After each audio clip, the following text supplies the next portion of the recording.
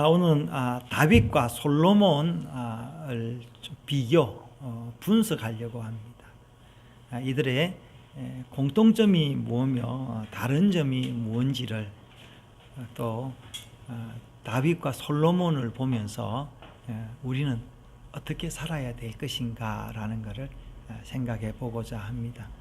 물론 성경에 많은 그런 사람들이 있지만 다윗과 솔로몬은 너무 유명하기 때문에 우리가 기억하기가 굉장히 좋고 그의 가문이 잘 알려져 있기 때문에 우리가 굉장히 우리가 영적인 그 사람이 되어가려고 훈련받는데 굉장히 이해가 될 수 있습니다. 하나님 말씀도 이 다윗과 솔로몬을 통해서 이렇게 보면 이 하나님의 말씀과 언약이 어떻게 되어 가는지를 우리가 알 수 있습니다.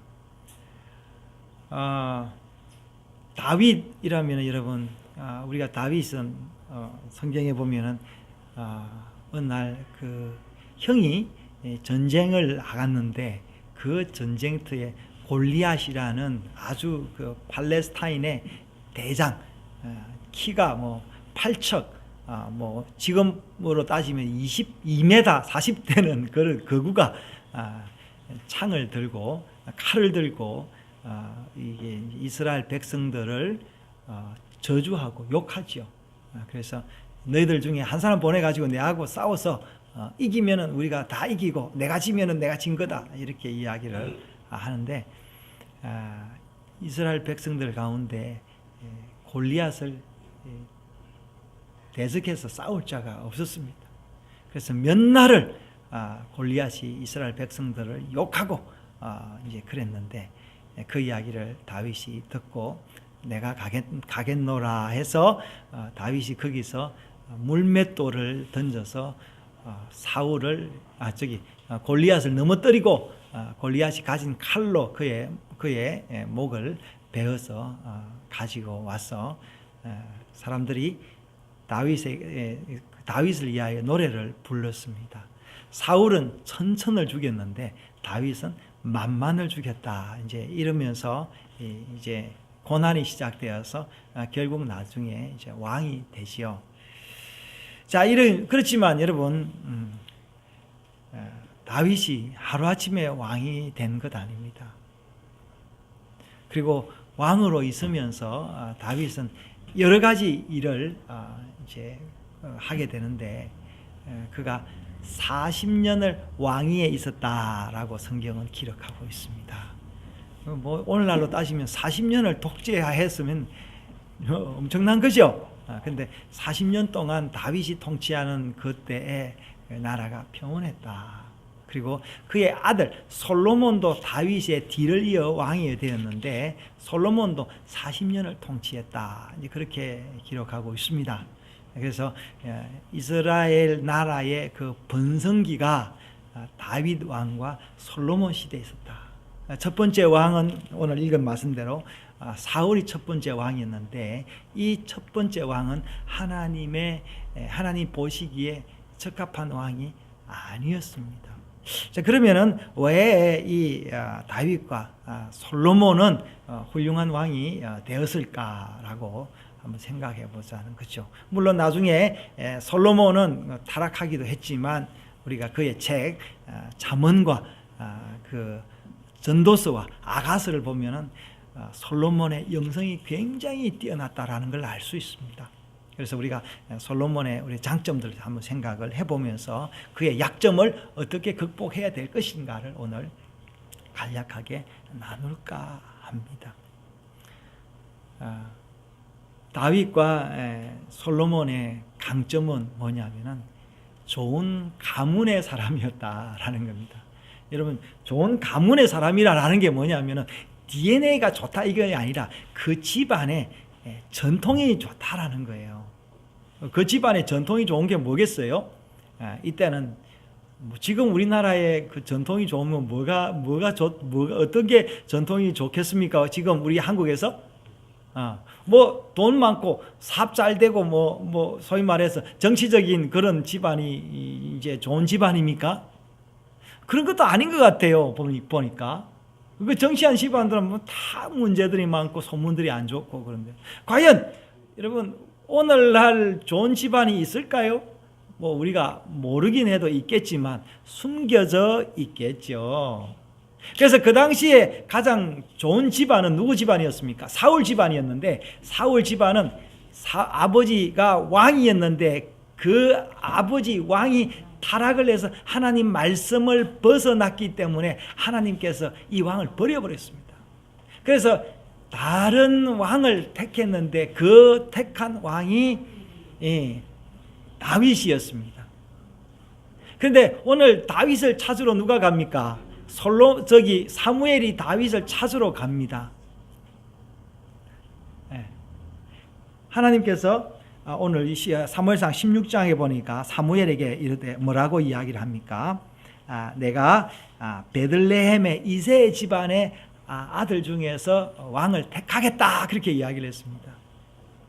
여러분 베들레헴의 이새는 어떤 사람인가 한번 가문을 한번 살펴봅시다.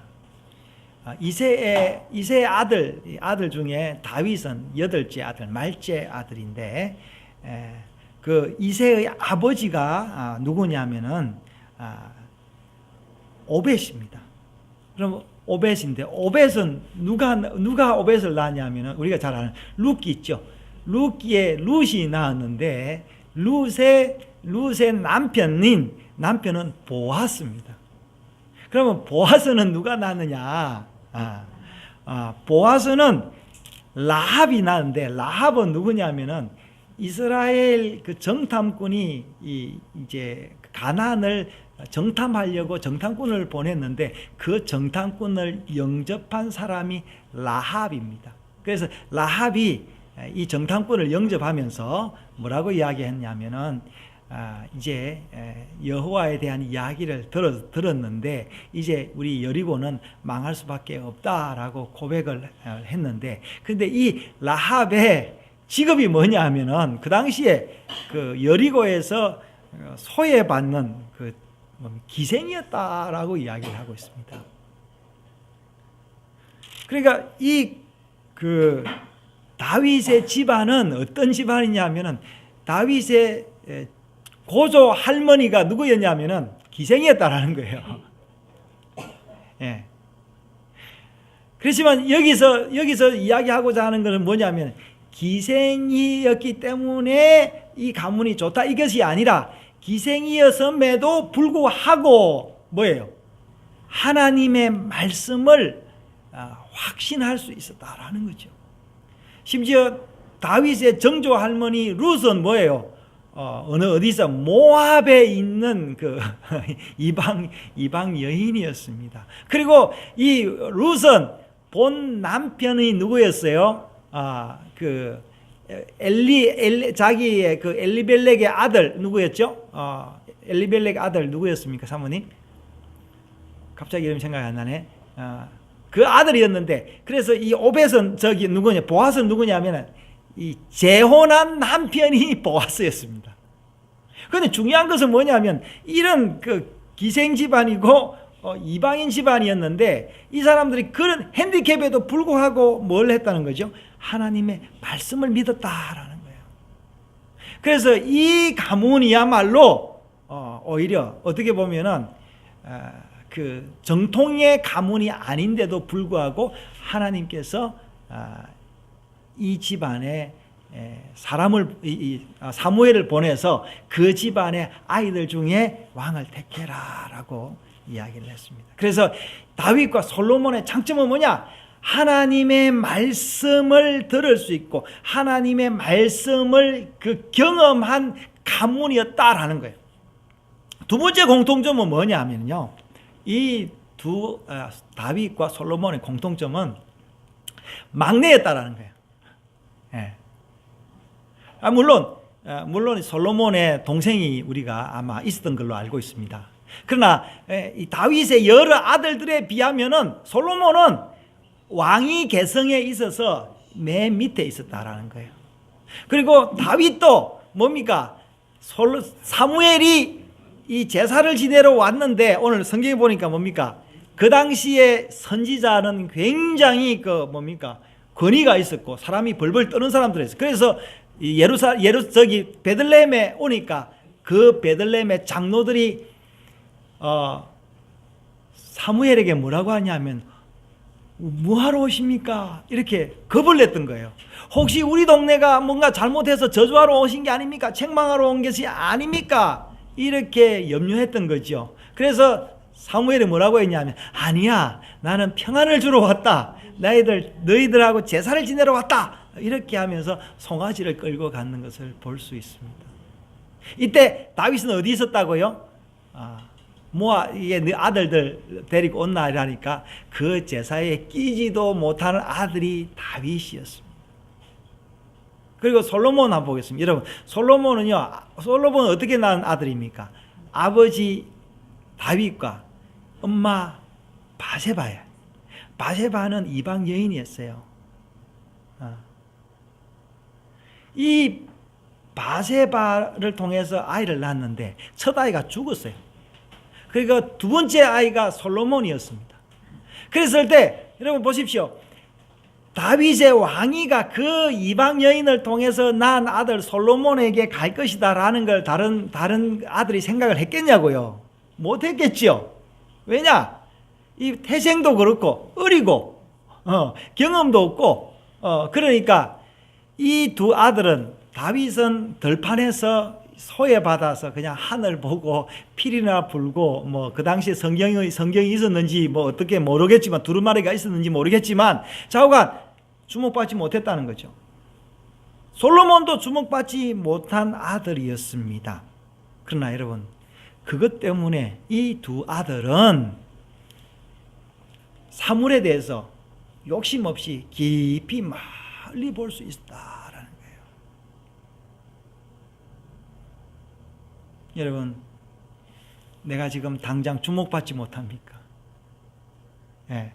여러 가지 여러 가지 재정적이나 학력이나 명성이나 기질 때문에 혹시 이제 따돌림을 받는 사람이 있습니까? 그 경험이 있었던 사람이 누구냐면 다윗과 솔로몬이었다라는 겁니다.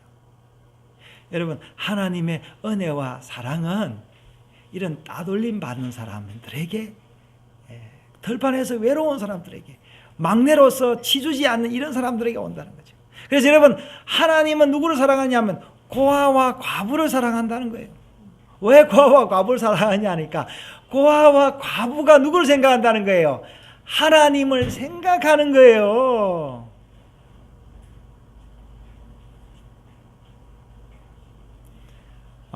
또 이 솔로몬과 다윗의 공통점은 또 하나 있는데 뭐냐면은 영혼이 아주 맑고 영감이 풍부했습니다. 물론 아까 말지 아들이고 그 주목받지 못하니까 뭡니까? 밖에 있다 보니까 이 맑을 수밖에 없는데, 단순히 여러분, 우리가 사람이 좋다고 해서 그 영혼이 복받은 건 아니잖아요. 이 다윗과 이 솔로몬은 그들의 그 영혼의 맑은 그 영성을 통하여 단순히 뭘 했냐니까 그것을 통해서 자기가 이 하나님의 말씀을 통하여 그 찬양을 짓고 시를 지을 수 있는 그런 깊은 영성으로 들어갔다라는 거예요. 제가 요즘도 한 번씩 말씀을 보면서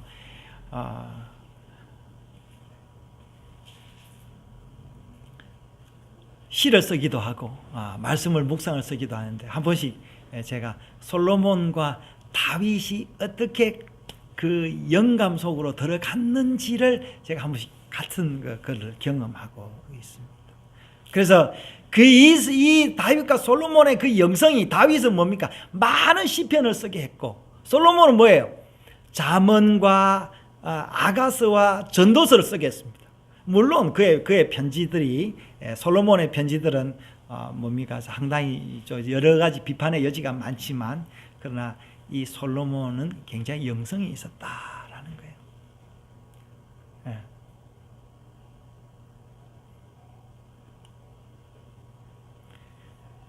그래서 이 다윗은 보면요, 다윗은 그 영성을 어떻게 했냐. 오늘 사무엘상 16장에 뭐라고 이야기합니까? 사무엘 솔로몬 저기 다윗을 보면서 뭐라 했습니까?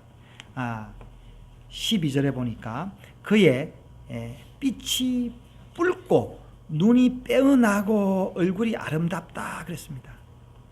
이 중요한 게 뭐냐면 눈이 빼어나다 그랬는데 여기서 말하는 눈은 뭐냐면 단순히 시력을 이야기하는 것이 아니라 그의 영혼을 이야기하는 거죠.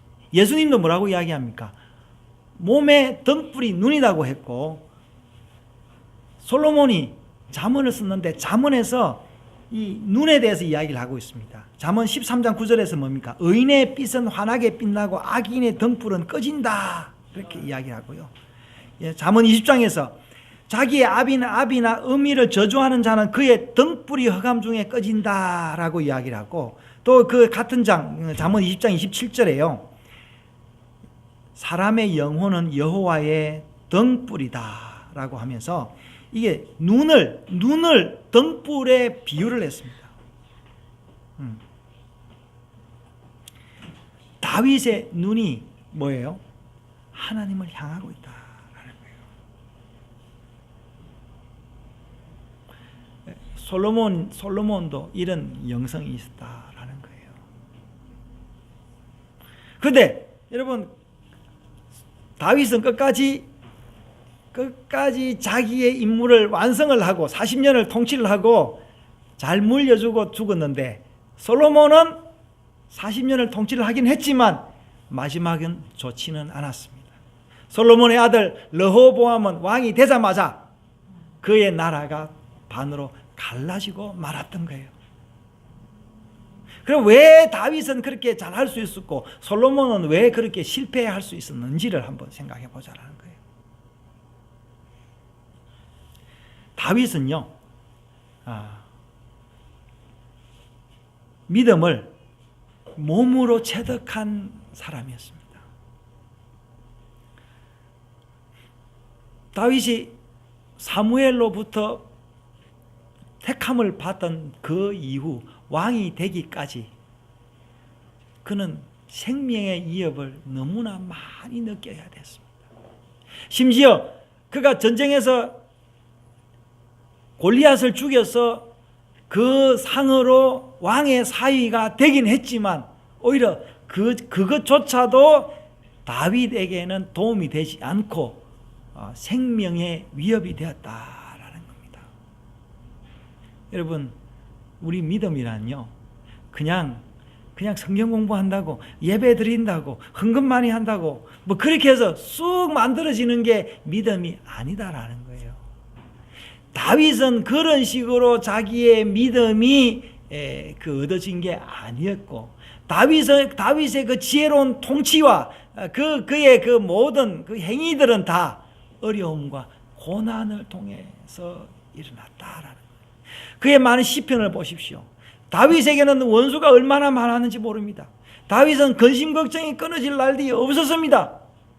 그가 하나님을 보고 그 천사를 보았지만 하나님을 보고 천사를 본 그것 때문에 그냥 만사가 다 풀린 것이 아니라 오히려 그는 그것 때문에 더 고민하게 되었고 자기의 백성을 어떻게 인도해야 될지를 몰랐다라는 겁니다. 그래서 그는 밤에 잘 때에 베개를 적시면서 울었다라는 그런 시편의 그 노래들이 있습니다.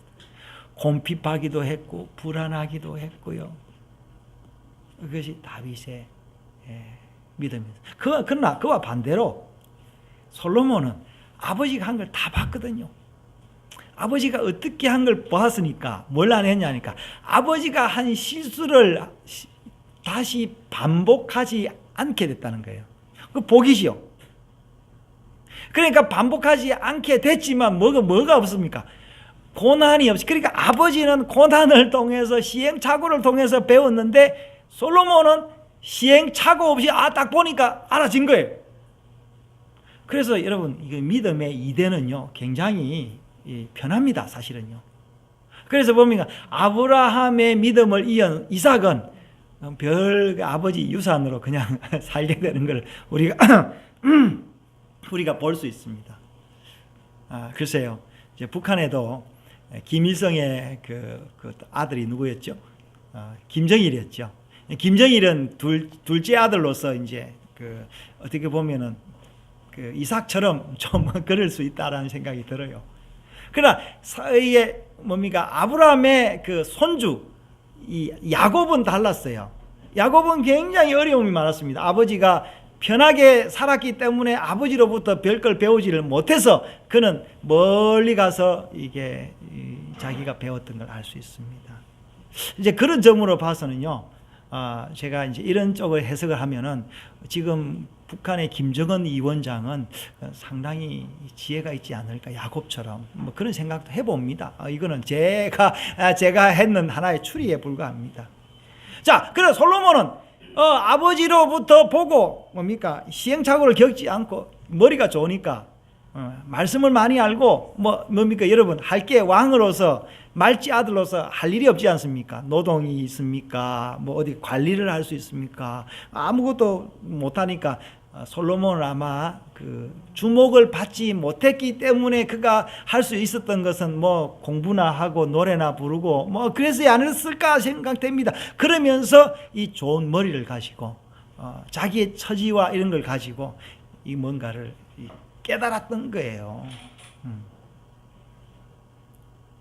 자, 여러분 뭘 택하겠어요? 다윗처럼 개척자의 믿음을 택하겠어요? 솔로몬처럼 좋은 유산 받는 믿음을 택하겠습니까? 그런 여러분, 우리가 택할 수 있는 것이 아니라 주어지는 겁니다. 자, 보면 또 다윗은요, 낮은 자리에서 높은 자리로 올라가는 그런 믿음이었습니다. 그는 일개 목동에서 출발하는 거죠. 그게 상당히 느린 거 아니에요? 목동에서 출발하니까. 그러나 솔로몬은 뭡니까? 왕에서 바로 출발하는 거예요. 그것도 자기가 쟁취해서 왕이 된 게 아니라 자기 엄마가 다윗에게 가가지고 다윗이 이제 내일 모레 죽으려고 하니까 왕이 옛날에 솔로몬이 왕이 될 것이라고 내한테 기떡해 준 거 내 기억하는데 잊어버렸습니까? 이래 이야기하니까 당신 말 맞다 라면서 하고 솔로몬이 어느 날 그냥 확 왕이 된 거예요. 그래서 솔로몬은 일찍이 성공할 수 있었다라는 거예요. 그래서 그 왕의 지위를 통하여 그는 군사도 부리고 무역을 통해서 거부가 됐다라는 걸 알 수 있습니다. 그리고 아버지의 그 지혜를 고스란히 받았기 때문에 그 주변의 나라들의 모든 무역을 독점해서 은을 돌같이 흔하게 만든 그런 왕이었습니다. 여러분,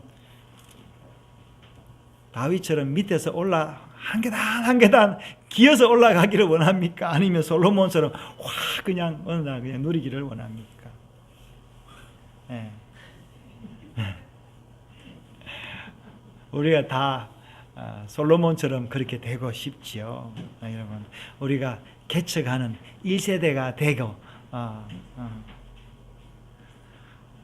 아마 모르겠습니다. 지금 우리가 이제 취업을 준비하는 사람들이 이제 그런 생각을 할 수 있을 거예요. 그래서 취업을 생각하면 다 어디 가려고 합니까? 어느 회사 가려고 합니까? 삼성이나 LG나 현대 이런 데 가서 그냥 딱 된대. 그리고 그보다 더 좋은 데 어디 있습니까? 삼성이 LG보다 좋은 데가 공무원.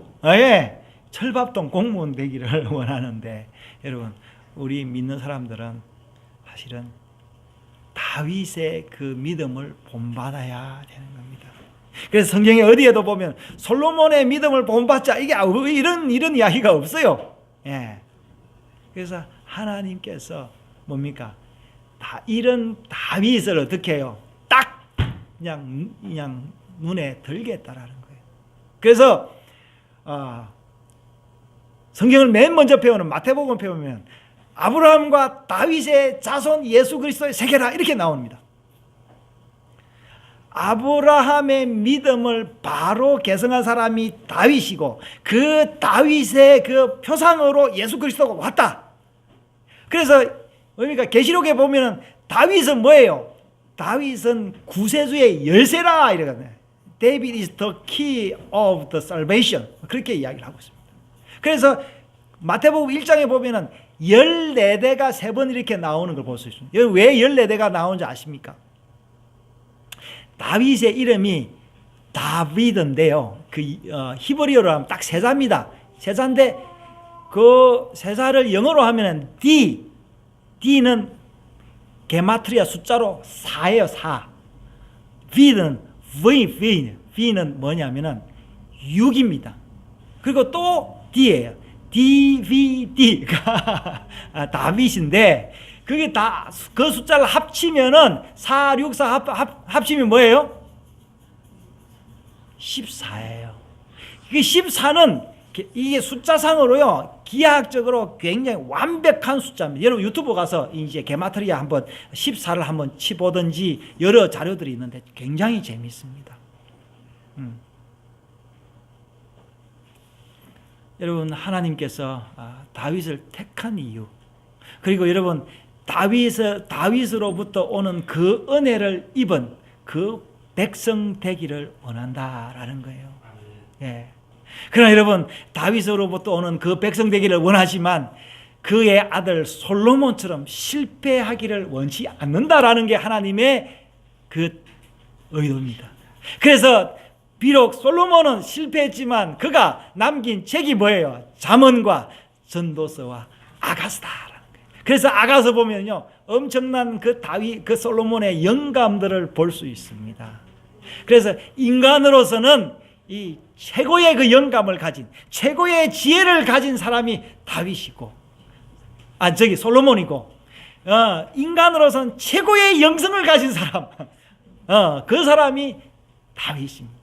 최고의 영성을 가진 사람이 다윗이고 최고의 흥을 가지고 최고의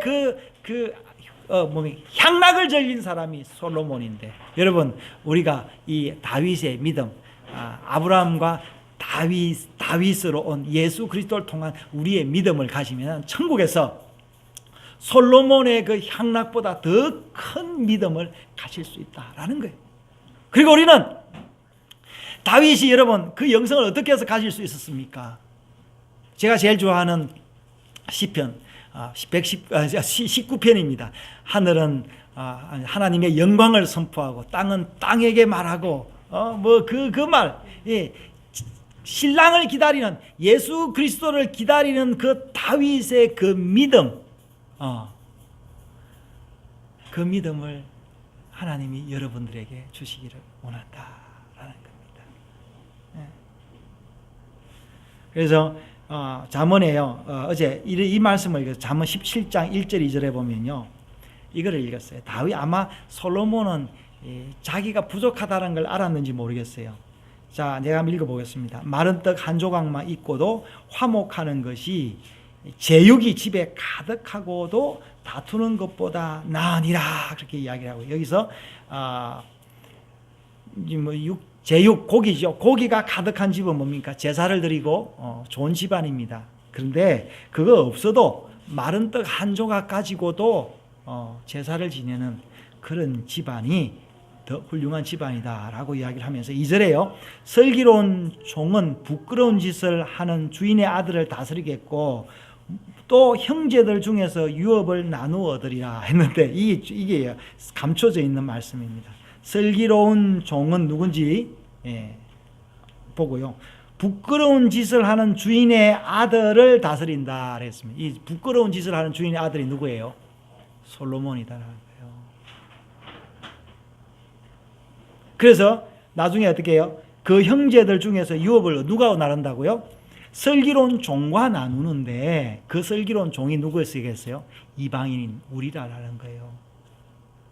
이 솔로몬은 이것을 벌써 알았다라는 거예요. 그래서 유대인들은 이게 뭡니까? 오늘도 말씀에 그 사무엘상 보니까 사무엘이 송아지를 가지고 베들레헴 가서 제사를 지내지 않습니까? 이게 제사를 지내고 나면요 고기가 많은 거예요. 생각해 보십시오. 여러분 소 한 마리 잡으면 온 동네가 나눠 먹지 않습니까?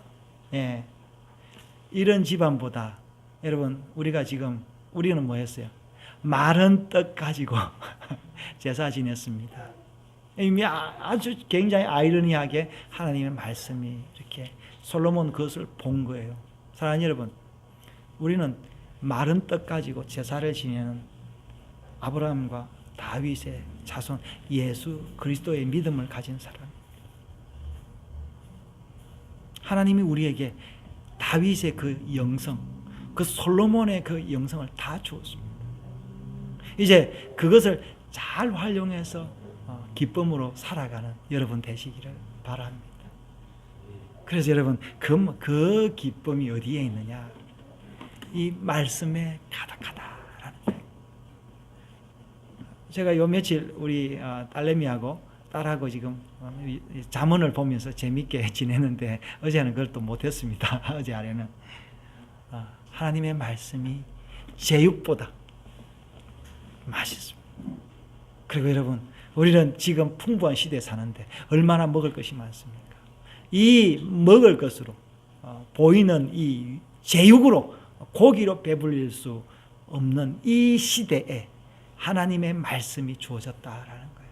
이 말씀 때문에 우리에게 기쁨이 있다라는 거예요. 이 기쁨이 우리 모두에게 함께 하기를 축원합니다. 그래서 그러므로 사랑하는 여러분, 이 기쁨의 떡을 제육보다 많은 고기보다 맛있는 이것을 먹은 여러분 되시기를 바랍니다.